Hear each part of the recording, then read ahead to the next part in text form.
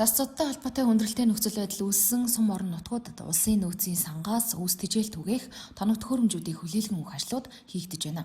Энэ хүрээнд улсын хурлын гишүүн сангийн сайд Жавхлан, Дархуул аймагт нэн шаардлагатай зам засварлах тэгшлэг зориулттай автогрейдер болон 50 тонн шатхууны асуудлыг шийдвэрлэж, улсын хурлын гишүүн Ажуулдүр Эрдэс Баялагын сайд Дамдням, соёл спорт аялал жуулчлал залуучуудын сайд Ундрамнар хүлээлгэн өглөө.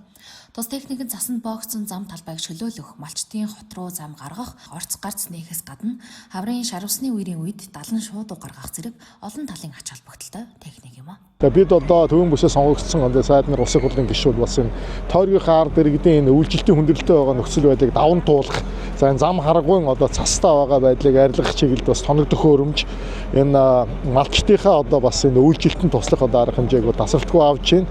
Аймаг орон нутгийн энэ онцгой комисстой байнгын мэдээлэл солилцож цагийн үеийн нөхцөл байдлыг байнга авч ажиллаж байгаа. Тэгээд одоо удахгүй сар шинэ болох гэж байна. Малчаар түмэндээ бас та бүгдтэйгээ хамт байгаа шүү. За хүндрэлтэй цаг үеийг бас бүгдээр хамтдаа амжилтаа даван гарахын төлөө хичээл ажиллацгаая.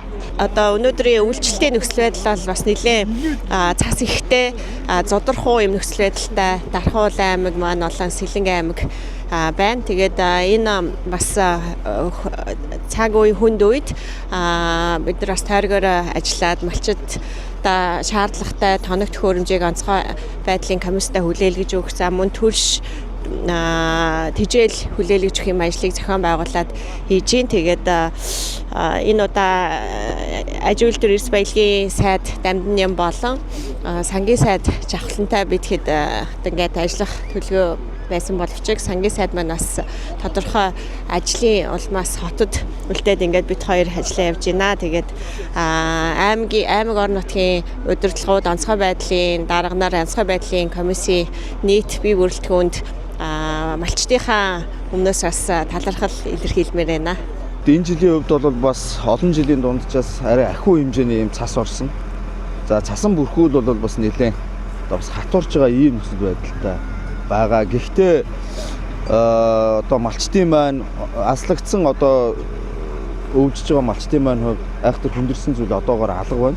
За Дархуул аймгийн нутаг дэвсгэрийн хэмжээгээр бол энэ цагаанаар зодорхуу гэдэг ийм эрсдлийн нөхцөл байдалтай байгаа. За мэдээж одоо хаврын үйлрэлд өгч, хаврын үйлрэлтэй холбоотой бас хавар маань нэлээд урт ийм чанга болох төлөвтэй байгаа учраас аймгийн онцгой комисс маань, сумдын онцгой комиссууд маань нэлээд эрчимтэй ингээд сайн ажиллаж байгаа, төлөвлөгөөгөө гаргаад ажиллаж байгаа. За өнөөдрийн хувьд бол бас улсын онцгой комисс, Монгол улсын засгийн газар бас орон нутгуудад энэ дэмжлэг үзүүлээд, за манай хувьд бол бас энэ автогрейдрийг аймгийн онцгой комисс дэмжлэг болгож ингэж хүлээлгэж өгч байна. За мөн 50 тонн түлшний одоо бас энэ эрхийг бидэнд өгч байна. Энэ өөрөө яг энэ малчид руугаа чиглэсэн аслагдсан одоо газрууд руугаа зам харгуу гаргах, гарц нээх гэдэг ингээд олон одоо бас ажлуудыг амжуулах юм томоохон дэмжлэг болж байна гэж ингэж харж байна. Тэгээд давханчуудынхаа нэрийн өмнөөс бас улсын онцгой комисс, Монгол улсын засгийн газрын одоо бас гишүүдтэй талархал илэрхийлье. Орон нутгийн хөгжлийг дэмжих иргэдийн аюулгүй орчныг бүрдүүлэхэд хувь нэмрээ оруулж буй улсын хурал засгийн газрын гишүүдэд нийт дарханчуудынхаа өмнөөс талархал илэрхийлье.